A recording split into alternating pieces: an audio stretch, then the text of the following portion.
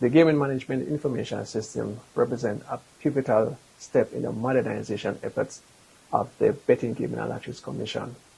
Our hope is that this will improve the service delivery of the entity and foster transparency in the way that we do business.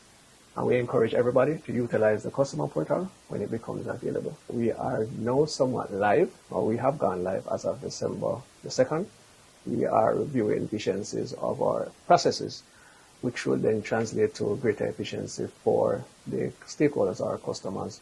And the second part of that, we will now have an online portal that will facilitate applications, amendments, renewals, without having to come to the offices of the BGLC.